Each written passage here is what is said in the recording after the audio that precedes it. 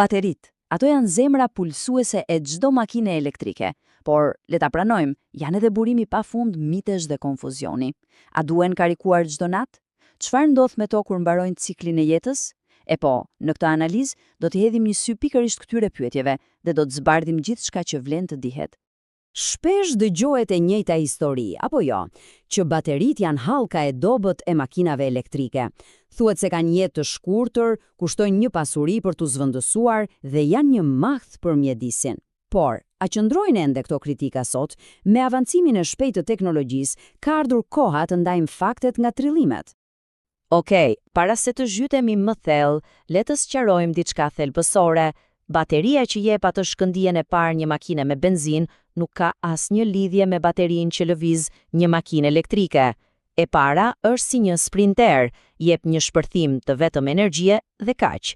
E dyta është një maratoniste e vërtet, e projektuar për të dhënë fuqi pa ndërprerje për qindra kilometra. Janë dy koncepte krejtësisht të ndryshme. Pra, si duket kjo bateri maratoniste? Mos e imagjinoni si një blok të vetëm, monolit. As pak. Mendojeni më shumë si një version gjigant dhe super të sofistikuar të baterisë së celularit. Bëhet fjalë për mijëra qeliza të vogla litium-ion, të gjitha të menaxhuara nga një sistem inteligjent që i bën të punojnë në harmoni perfekte. Dhe ja ku gjërat bëhen interesante dhe pak konfuze. Fakti është se jo të gjitha bateritë e makinave elektrike janë të njëjta. Kjo do të thotë se një këshill karikimi që është e artë për një model mund të jetë, le të themi, helmi ngadalt për një model tjetër. Le të shohim pse. Në tregun e sotëm kemi dy kampion kryesor, bateritë NMC dhe ato LFP. Bateritë NMC janë sprinterët me performancë lartë, ofrojnë më shumë distancë me një karikim. Nga ana tjetër, bateritë LFP janë maratonistët e qëndrueshëm. Më të lira, jetojnë më gjatë dhe po bëhen gjithnjë e më të përhapura. Dhe pikërisht këto dallime janë çelësi për të kuptuar si ti trajtojmë. Tani, mbahuni. Pjesa më e çuditshme është kjo. Prodhuesit e makinave japin udhëzime totalisht të kundërta për mirëmbajtjen e tyre. Po, e dëgjuat mirë.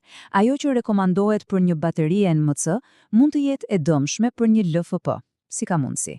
Shikoni këtë këshill zyrtare nga Ford për modelet e tyre me bateri LFP. Thot, e zez mbi të bardhë. Karikojeni rregullisht në 100%, por prit një minutë. Kjo i bjen ndesh çdo gjëje që na kanë thënë për vite me radhë për shëndetin e baterive. Atëherë, çfarë po ndodh këtu?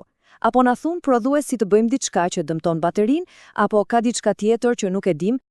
Okej, le të zbulojmë misterin. Për ta kuptuar këtë kontradikt, duhet të zhytemi pak në shkencën e brendshme të baterisë, sepse përgjigja, çuditërisht, nuk ka të bëjë drejt për drejt me shëndetin e baterisë. Ka të bëjë me diçka tjetër. Si arrin makina ta lexojë saktësisht nivelin e energjisë. Pyetja kyçe është pikërisht kjo. Pse kjo nevojë e çuditshme për karikim të plotë? Siç tham, nuk është për mirëqenien e qelizave të baterisë, është për mirëqenien e kompjuterit të makinës, që ai të mos hutohet dhe të na jap një vlerësim të saktë të kilometrave të mbetura. Ky citat këtu e shpjegon problemin në mënyrë perfekte. Imagjinoni, kompjuteri i makinës mat voltazhin për të kuptuar sa përqind ka mbetur, por me bateritë LFP, voltazhi mbetet pothuajse i pa lëvizur edhe kur niveli i energjisë bie ndjeshëm. Pra, për kompjuterin të dallosh 75% nga 95% është pothuajse e pamundur. Në gjuhën teknike, kjo njihet si kurba e rrafshët e tensionit, por le ta thjeshtojmë. Është si të përpiqesh të kuptosh sa ujë ka një gotë duke e parë vetëm nga ana, pa e parë dot nga lart. E vështirë apo jo? Karikimi në 100% është si ta mbushësh gotën deri në buzë. Vetëm atëherë kompjuteri thotë: "Aha, tani e di saktësisht ku është pika 100." Ky veprim e rikalibron sistemin. Mirë, për këtu lind një dileme madhe. Për të pasur një matës të saktë, duhet ta karikojmë plotësisht. Por nga ana tjetër, shkenca na ka mësuar se mbajtja e çdo baterie litium-ion në 100% për një kohë të gjatë e streson atë dhe i përshpejton plakjen. Atëherë çfarë duhet bërë? Kështu, pronarët e makinave me bateri LFP gjenden në një udhëkryq.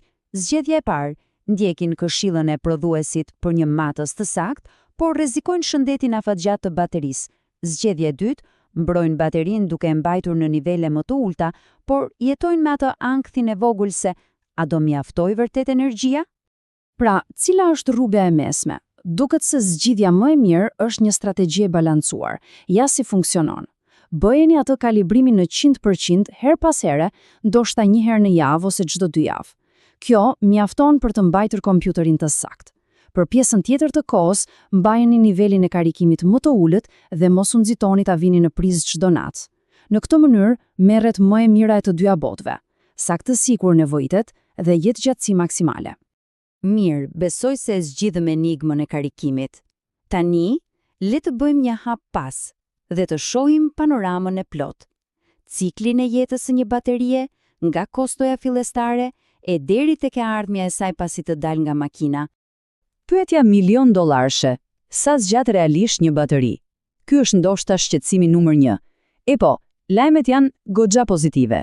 Sot, parashikimet flasin për një jetëgjatësi nga 10 deri në 20 vjet. Për më tepër, pothuajse të gjithë prodhuesit ofrojnë garanci solide prej 8 vitesh ose 160.000 kilometrash, gjë që ofron një qetësi të konsiderueshme mendore. Tani, le të flasim për kostot. Shikoni pak këtë rënje dramatike. Është vërtet mbreslënse.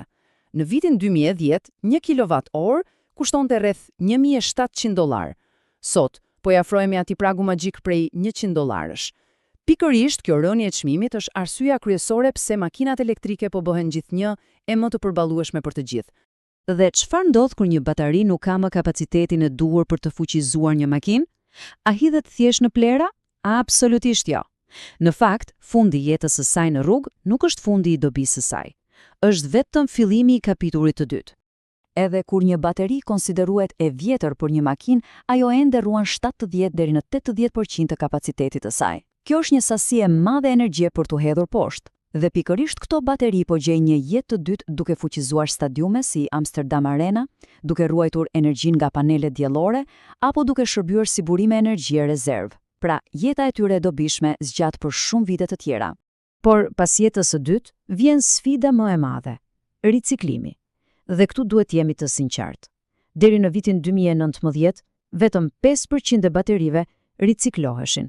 Po, vetëm 5%.